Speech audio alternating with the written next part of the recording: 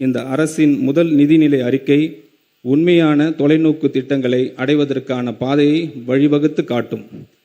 தமிழ்நாட்டின் கடன் 5 ஆண்டுகளில் மட்டும் 2 மடங்காக உயர்ந்து 10 லட்சம் கோடி ரூபாய் என்ற அளவில் இருப்பதை நமது அரசு ஆட்சி அமைந்தவுடன் வெளியிட்ட நிதி மேலாண்மை குறித்து வெள்ளை அறிக்கையின் மூலம் தெளிவுபடுத்தி உள்ளோம். மேலும் மாநில மொத்த உள்நாட்டு உற்பத்தி மதிப்பில் சொந்த வரி வருவாயின் விகிதம், வருவாய் பற்றாக்குறை, நிதி பற்றாக்குறை என பல்வேறு நிதிநிலை குறியீடுகளில் தமிழ்நாடு மற்ற இணை மாநிலங்களுடன் ஒப்பிடுகையில் பின்தங்கிய நிலையே உள்ளது. மொத்த வரி வருவாயில் வட்டி செலுத்துவதற்கான தொகையும் பொறுப்பு ஏற்றுக்கொண்ட செலவுகளும் தொடர்ந்து அதிகரித்து வருகின்றன. இதன் காரணமாக புதிய திட்டங்கள் செயல்படுத்துவதற்கு கிடைக்கும் நிதி ஆதாரம் என்பது குறைவாகவே உள்ளது. இப்படிப்பட்ட ஒரு இக்கட்டான சூழ்நிலையில் மக்கள் தேர்வு செய்யப்பட்ட நமது அரசானது மக்களுக்கு கொடுத்த வாக்குறுதிகளை படிப்படியாக நிறைவேற்றும் அதே வேளையில் மாநிலத்தை இந்த நிதி நெருக்கடியில் இருந்து மீட்பதற்கு பல்வேறு முயற்சிகளை எடுத்து வருகிறது. முதலாவதாக, பொது டெண்டர்களில் கான்ட்ராக்டரிடம் கேட்கப்படும் தேவையற்ற சான்றிதழ்கள் மேண்டேட்டரி சப்மிஷன் அந்த டெண்டர்கள் போட்டி இல்லாதவாறு மாற்றியுள்ளன. இதை கலைத்து நமது அரசு டெண்டர்களில் வெளிப்படைத்தன்மை கொண்டு வந்துள்ளது. இரண்டாவதாக, பல அரசு துறைகளில் அந்த துறையின் கீழ் பதிவு செய்யப்பட்ட கான்ட்ராக்டர்ஸ் மட்டுமே டெண்டர்களில் பங்கேற்க முடியும் என்று இருந்த நிலையை மாற்றி எந்த ஒரு துறையிலும் பதிவு செய்துள்ள கான்ட்ராக்டர்ஸ் தகுதி இருந்தால் பிறர் துறைகளிலும் டெண்டர்களில் பங்கேற்க முடியும் என்ற நிலையை அரசு கொண்டு வந்துள்ளது.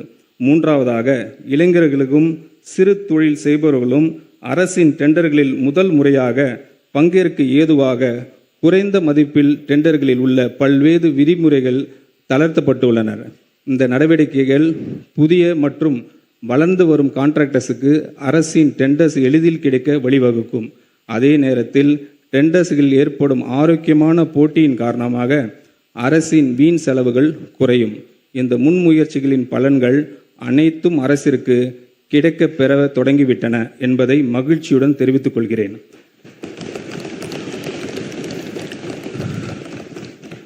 நமது அரசு பொறுப்பு ஏற்பதற்கு முன் டெண்டர்களின் மதிப்பீடுகளில் ஒரு பெரும் பகுதி சில தனிநபர்களுக்கும் சில கட்சிகளுக்கும் சென்றதை முழுமையாக தடுத்து நிறுத்தி ஒப்பற்ற சாதனையை நமது மாண்புமிகு முதலமைச்சர் அவர்கள் செய்திருக்கிறார்.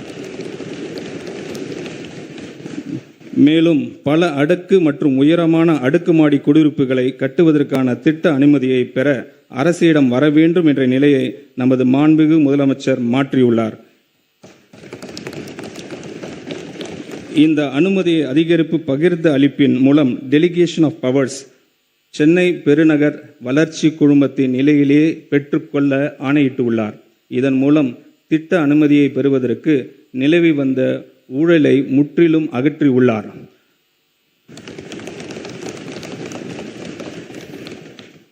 மக்களின் வரி பணத்தில் இருந்து ஒரு பைசா தொடமாட்டோம், தொட விடமாட்டோம், தொட்டால் விடமாட்டோம், இதற்கு முன் தொட்டவர்களையும் விடமாட்டோம் என்பதில் உறுதியாக இருக்கும் நமது மாண்புமிகு முதலமைச்சர்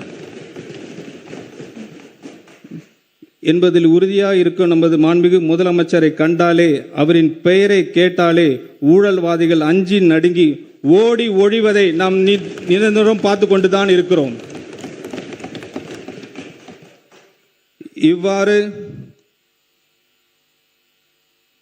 இவ்வாறு பொது டெண்டர்ஸ் மற்றும் திட்ட அனுமதிகளில் நேர்மையான மற்றும் வெளிப்படைத்தன்மை உடைய நிர்வாகத்தின் மூலம் பல்வேறு சீர்திருத்தங்களை கொண்டு வந்துள்ள நமது அரசு நிதி ஆதாரங்கள் பெருக்குவதற்கான முன்முயற்சிகளும் எடுத்து வருகிறது. இவற்றின் ஒரு பகுதியாக மதுபான உற்பத்தி ஆலைகளுக்கான கூடுதல் சிறப்பு கட்டணத்தை அரசு அண்மையில் விதித்துள்ளது. இதன் மூலம் அரசுக்கு ஒரு ஆண்டுக்கு 1000 கோடி ரூபாய் வரை வரவு எதிர்பார்க்கப்படுகிறது.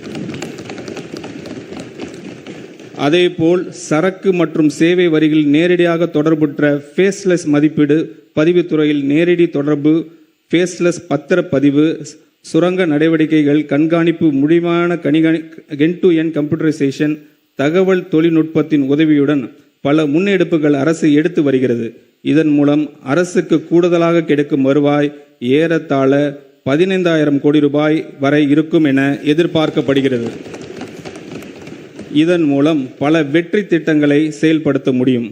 பொருளாதார வளர்ச்சியுடன் இணைந்து செல்லக்கூடிய வருவாய் வளர்ச்சி அடையவும், வருவாய் ஆதாரங்களை பெருக்கி சஸ்டைனபிலிட்டியை பராமரிக்கவும், மாநிலத்தின் வரி மற்றும் வரி அல்லாத வருவாய் அதிகரிப்பதற்கான நடவடிக்கைகள் பரிந்துரை செய்வதற்காக ஒன்றிய திட்ட ஆணையத்தின் முன்னாள் துணைத் தலைவர் திரு மோன்டெக் சிங் அல்வாலியா அவர்களின் தலைமையில் 5 உறுப்பினர்களை கொண்ட வருவாய் மேம்பாட்டு குழு ரெவென்யூ ஆகுமெண்டேஷன் கமிட்டி அரசு அண்மையில் அமைத்துள்ளது.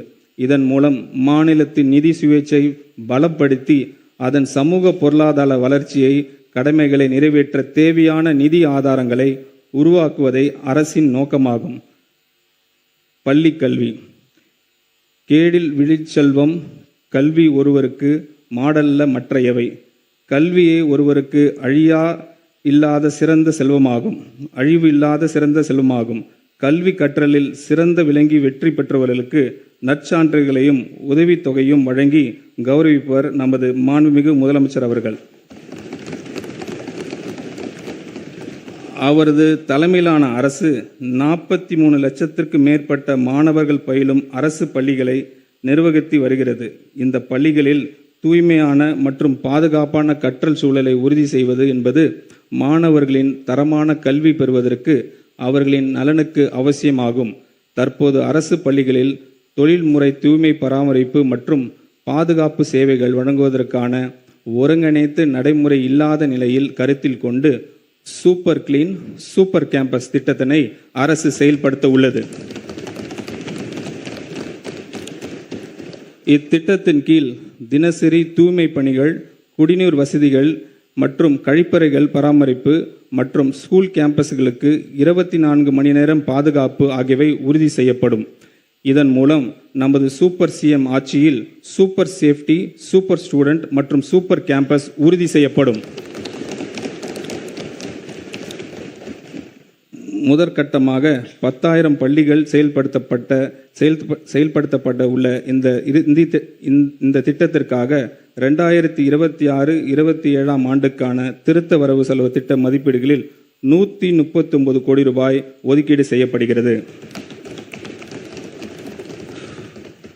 தமிழ்நாட்டின் குழந்தைகளின் தாய் மாமன் ஆகிய நமது மாண்புமிகு தமிழ்நாடு முதலமைச்சர் அவர்கள் வழிநடத்தும் அரசு இது. தமிழ்நாட்டு குழந்தைகள் தரமான கல்வியில் போலவே தரமான கல்வி கூடங்களும் அவசியம் என்பது இந்த தாய் மாமன் அவரது அரசும் உணர்ந்து இருக்கிறது. மாநிலம் முழுவதும் உள்ள அரசு பள்ளிகள் நவீனமயமாக்கும் நோக்கத்தில் பரிந்துரை செய்யப்பட்ட விதிமுறைகளின் அடிப்படையில் தேவையான உட்கட்டமைப்பு வசதிகளை வழங்குவதற்கான ஒரு பள்ளி நிறைவு திட்டம் அறிமுகம் செய்யப்படுகிறது. 2514 தொடக்க பள்ளிகள், 365 நடுநிலை பள்ளிகள் மற்றும் 855 உயர்நிலை மற்றும் மேல்நிலை பள்ளிகள் என மொத்தம் 3734 பள்ளிகள் 2132 கோடி ரூபாய் மதிப்பீட்டில் இந்த திட்டம் செயல்படுத்தப்படும்.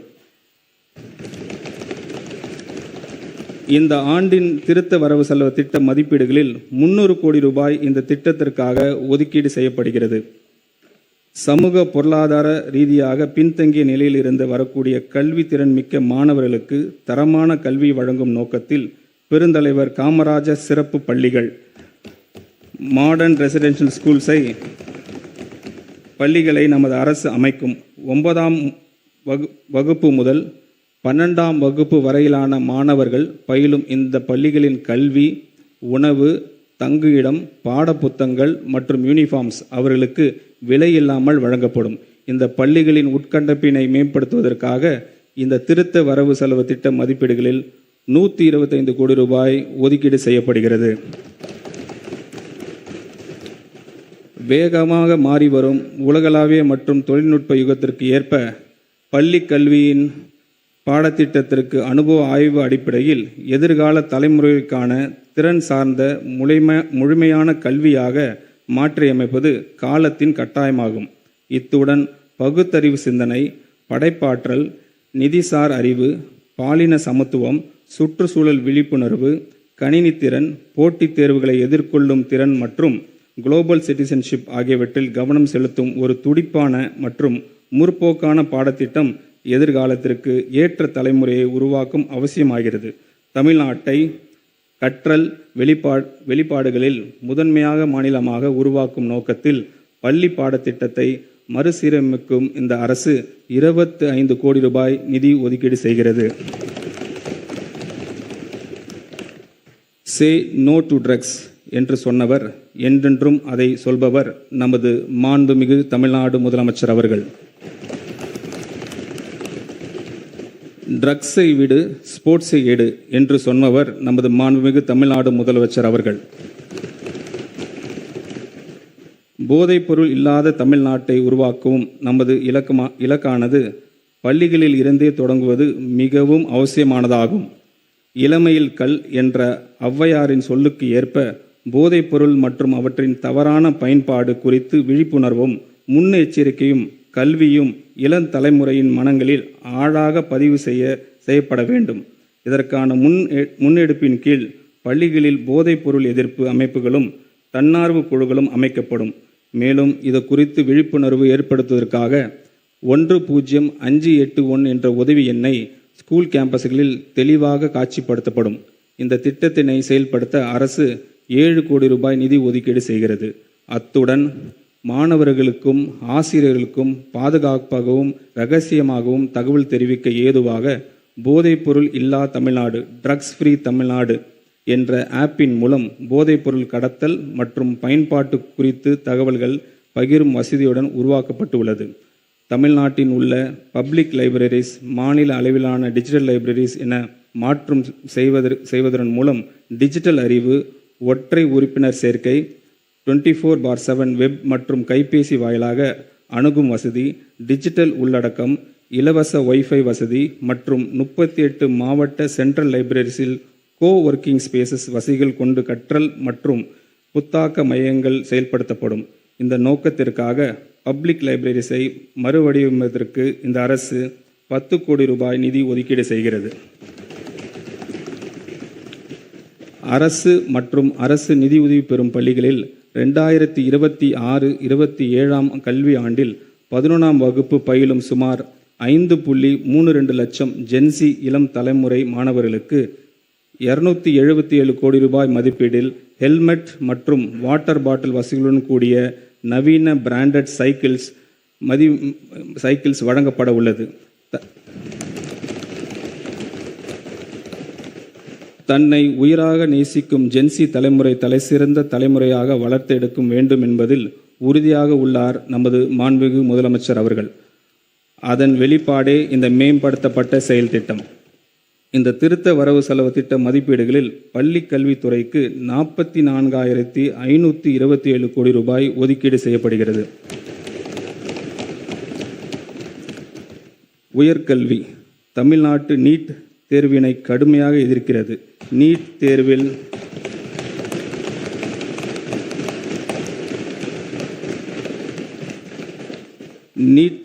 தேசிய அளவில் நடைபெற்று பல்வேறு குளறுபடிகள் மற்றும் வினைத்தாள் கசிவு ஆகியவை எதிர்கால தலைமுறையினை உயர்கல்வி வாய்ப்பினை பெரிதும் பாதிக்கின்றன.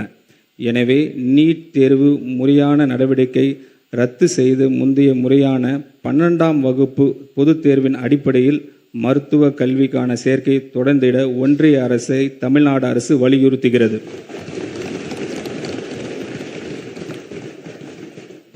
கல்லூரியில் பயிலும் மாணவர்களுக்கு மடிக்கணினி என்பது ஒரு அவசியமான தகவல் தொழில்நுட்பம் சாதனமாக உள்ளது. நாளுக்கு நாள் மேம்பட்டு வரும் இன்றைய தகவல் தொழில்நுட்ப உலகில் தங்கள் தொழில்நுட்ப அறிவை வளர்த்து கொள்ளவும், திறன் மேம்பாட்டு பயிற்சியினை பெற்றுக்கொள்ளவும், சிறப்பான வழியில் தங்கள் நேரத்தினை பயன்படுத்துவதற்கும் மாணவர்களுக்கு மடிக்கணினி மிகவும் பயனுள்ளதாக இருக்கும். இதனை உணர்ந்த நமது அரசு கல்லூரி மாணவர்களுக்கான வெற்றி மடிக்கணினி திட்டத்தை செயல்படுத்தும். 2000 கோடி ரூபாய் ஒதுக்கீட்டில் இத்திட்டம் கல்லூரி மாணவர்களின் கற்றல் திறனை மேம்படுத்தும் ஒரு கருவியாக அமையும். கல்வி கரையில் கற்பவர் நாள் சில என்ற நாளோடியரின் காலத்தில் அழியாத ஞானத்தை வழிகாட்டியாக கொண்டு போதிய வசதி இல்லாத வாழ்க்கை சூழலை எந்த ஒரு மாணவரின் கற்றலும் தடைப்படாமல் இருப்பதை உறுதி செய்வது நமது தலையாய கடமையாகும். மாநிலம் முழுவதும் மாணவர் தங்கும் வசதிகளை மேம்படுத்தும் நோக்கில் 10 கோடி ரூபாய் ஆரம்ப மூலதனத்துடன் தமிழ்நாடு மாணவர் தங்கும் விடுதி மற்றும் இன்ஃப்ராஸ்ட்ரக்சர் கார்ப்பரேஷன் என்ற நிறுவனம் ஸ்பெஷல் பர்பஸ் வெஹிக்கிள் ஒன்றை நமது அரசு அமைக்கும்.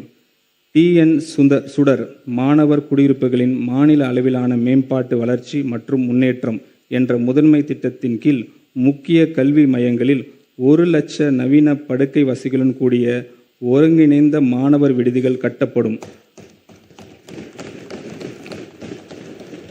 சுமார் 3200 கோடி ரூபாய் மதிப்பீட்டில் பப்ளிக் பிரைவேட் பார்ட்னர்ஷிப் மாதிரியின் அடிப்படையில் இத்திட்டம் செயல்படுத்தப்படும். இதற்காக மாநில அரசின் 20% கட்டுமான மானியம் அடுத்த 2 நிதி ஆண்டுகளில் 640 கோடி ரூபாய் வழங்கப்படும். இந்த திட்டம் பரவலாக உள்ள தங்கும் இடங்கள் ஒருங்கிணைத்து உயர்தர வசதிகள் கொண்ட கேம்பஸ்களாக மாற்றி அமைக்கும். இதில் முழுமையாக குளிர் ஊட்டப்பட்ட டிஜிட்டல் கற்றல் மையங்கள், 24 மணி நேரம் பாதுகாப்பு சுகாதாரமான சமையல் அறைகள் மற்றும் முழுமையான சமூக சமத்துவத்தை ஊக்குவிக்கும் வகையிலான தானியங்கி ஒதுக்கீடு முறை ஆகியவை இடம்பெறும். வரும் ஆண்டுகளில் பல்வேறு சமூகங்கள் மற்றும் மதங்களை சேர்ந்த இளைஞர்கள் TN சுந்தர் திட்டம் ஒன்று சேர்க்கும். 2027-28 கல்வி ஆண்டில் மதுரையில் சீர்மிகு சட்டப்பள்ளி தரத்தில் மேம்பட்ட சட்டக்கல்வி வழங்க சிறப்பு அரசு சட்டக் கல்லூரி 300 மாணவர்களின் சேர்க்கையுடன் தொடங்கப்படும். இந்த திருத்த வரவு செலவு திட்ட மதிப்பீடுகளில் உயர்கல்வித்துறைக்கு 8393 கோடி ரூபாய் ஒதுக்கீடு செய்யப்படுகிறது. தொழிலாளர் நலன் மற்றும் திறன் மேம்பாடு, பெட்ரோலியம் பொருட்களின் மீதான தேவைகளை குறைப்பதற்கும் சுற்றுச்சூழல் மாசுபடுவதை தடுக்கவும் ஒரு நடவடிக்கையாகவும் வாகன மெக்கானிக்ஸ் மற்றும் வெஹிக்கிள் மெயின்டெனன்ஸ் பணிகளில் ஈடுபட்டுள்ள நபர்கள் மின்சார வாகனங்களையும் பழுதுபார்ப்பதற்கு வகையில் மின்சார வாகனங்கள் மற்றும் மெயின்டெனன்ஸ் ஆஃப் பேட்டரிஸ் குறித்து பயிற்சி வழங்கப்படும். அடுத்த 5 ஆண்டு காலத்தில் 12500 வெஹிக்கிள் மெக்கானிக்ஸ் உட்பட மொத்தம் 22500 நபர்கள் இத்திட்டத்தின் வாயிலாக பயனடைவர். இத்திட்டத்திற்காக நடப்பு நிதியாண்டில் 3 கோடி ரூபாய் நிதி ஒதுக்கீடு செய்யப்படுகிறது. தமிழ்நாடு இளைஞர்கள் உலகளவில் உருவாகி வரும் புதிய வேலை வாய்ப்புகளை பெறுவதை சாத்தியமாக்கும் வகையில் அரசு தொழில் பயிற்சி நிலையங்களில் செயற்கை நுண்ணறிவு மற்றும் இயந்திர வழி கற்றுதல் AI and ML என்ற புதிய தொழில் பிரிவு 10 கோடி ரூபாய் மதிப்பீட்டில் அறிமுகப்படுத்தப்படும். இத்தொழில் பிரிவு ஆண்டுக்கு 10 தொழில் பயிற்சி நிலையங்கள் வீதம் 5 ஆண்டுகளில் மொத்தம் 50 தொழில் பயிற்சி நிலையங்களில் அறிமுகம் செய்யப்படும். இத்திட்டத்தின் மூலம் 5 ஆண்டுகளில் 24,000 மாணவர்கள் செயற்கை நுண்ணறிவு தொழில்நுட்பத்தில் பயிற்சி பெற்று வேலை வாய்ப்புகளை பெற வழிவகை செய்யப்படும். மேலும் 5 புதிய தொழில் பயிற்சி நிலையங்கள் 90 கோடி ரூபாய் மொத்த மதிப்பீட்டில் தமிழ்நாட்டில் அமைக்கப்படும். இதற்காக திருத்த வரவு செலவு திட்ட மதிப்பீடுகளில் 7.5 கோடி ரூபாய் ஒதுக்கீடு செய்யப்படுகிறது. மாநில அரசின் ரெக்ரூட்டிங் ஏஜென்சி மூலம் நடத்தப்படும் பல்வேறு போட்டித் தேர்வுகளுக்கான பயிற்சி வகுப்புகள் மாவட்ட வேலைவாய்ப்பு மற்றும் தொழில்நெறி வழிகாட்டும் மையங்களால் நடத்தப்பட்டு வருகின்றன. இந்த பயிற்சி வகுப்புகள் தற்போது ஒன்றிய அரசின் பணியாளர் தேர்வு ஆணையம், ரயில்வே பணியாளர் தேர்வு வாரியம், வங்கி பணியாளர் தேர்வாணையம் ஆகியவற்றால் நடத்தப்பட்டு போட்டித் தேர்வுகள் விரிவாக்கப்படுத்தப்படும். அனைத்து மாவட்ட வேலைவாய்ப்பு மற்றும் தொழில் நெறி வழிகாட்டும் மையங்களில் மூலம் SSC, RRB, IBPS போட்டித் தேர்வுகளுக்கான கூடுதல் பயிற்சி வகுப்புகள் நடத்த 3.38 கோடி ரூபாய் கூடுதல் நிதி ஒதுக்கீடு செய்யப்படும். தமிழ்நாட்டு இளைஞர்கள் அதிநவீன திறன்களையும் பெறுவதை உறுதி செய்து அவர்களை வேலை வாய்ப்பு தகுதியுடையவர்களாக உருவாக்குவதுடன் அவர்களிடையே தொழில் முனைவு ஆர்வத்தையும் வளர்க்கும் நோக்கில் இந்த அரசு வெற்றி திறன் பயிற்சி திட்டத்தை அறிமுகப்படுத்துகிறது. இத்திட்டத்தின் கீழ் நடப்பாண்டில் 12 லட்சம் கல்லூரி மாணவர்களுக்கு 1 லட்சம் வேலையில்லாத இளைஞர்களுக்கு தொழில்துறை தேவைக்கு ஏற்ப திறன் பயிற்சிகள் வழங்கப்படும். மேலும் அரசு மற்றும் தனியார் தொழில் நிறுவனங்களுடன் இணைந்து முதற்கட்டமாக 20,000 இளைஞர்களுக்கு பணியிட பயிற்சி வழங்கப்படும். இந்த பணியிட பயிற்சி காலத்தில் பட்டதாரிகளுக்கு தொழிற்கல்வி தகுதி பெற்றவர்களும் மாத உதவித்தொகை வழங்கப்படும். நிரந்தர வேலைவாய்ப்பு இல்லாத குடும்பங்களை சார்ந்த இளைஞர்களுக்கு இத்திட்டத்தின் முன்னுரிமை வழங்கப்படும். இத்திட்டத்தின் செயல்படுத்துவதற்காக 150 கோடி ரூபாய் நிதி ஒதுக்கீடு செய்யப்படுகிறது. செயற்கை நுண்ணறிவு எதிர்கால பொருளாதார வளர்ச்சியும் டெக்னாலஜி இனோவேஷனுக்கு முக்கிய சக்தியாக இந்த டிஜிட்டல் மாற்றத்தில் தமிழ்நாட்டை முன் அணியில் நிலைநிறுத்திட நமது அரசு உறுதி பூண்டுள்ளது. இந்த தொழில்நுட்ப புரட்சியின் முதன்மை பயனாளிகளாக நமது இளைஞர்கள் இருப்பதை உறுதி செய்யும் வகையில் ஏஐ இண்டஸ்ட்ரி டெவலப்மெண்ட் புரோகிராம் தொடங்கப்படும் என்பதை நான் இங்கு மகிழ்ச்சியுடன் தெரிவித்துக் கொள்கிறேன். இத்திட்டத்தின் கீழ் உயர்கல்வியின் பல்வேறு நிலைகளுக்கு ஏற்ப தனித்துவமான செயற்கை நுண்ணறிவு பாடத்திட்டங்களை வடிவமைக்க கல்வியாளர்கள் மற்றும் தொழில்துறை முன்னோடிகள் கொண்ட நிபுணர் குழு ஒன்று அமைக்கப்படும். ஐஐடி மெட்ராஸ் உள்ளிட்ட நாட்டின் முன் அணி எஜுகேஷனல் இன்ஸ்டிடியூஷனின் நோக்கம் சார்ந்த உலக தரத்திலான நவீன பயிற்சி உள்கட்டமைப்புகளையும் பயன்படுத்தி 2031ஆம் ஆண்டுக்குள் பொறியியல் கல்லூரிகள், பாலிடெக்னிக் கல்லூரிகள் மற்றும் தொழில் பயிற்சி நிலையங்களில் பயிலும் 5 லட்சம் இளைஞர்களுக்கு செயற்கை நுண்ணறிவு திறன் பயிற்சி அளித்து உலக தரத்திலான ஆற்றல் மிக்க மனிதவளத்தை உருவாக்க நமது அரசு இலக்கு வைத்திருக்கிறது.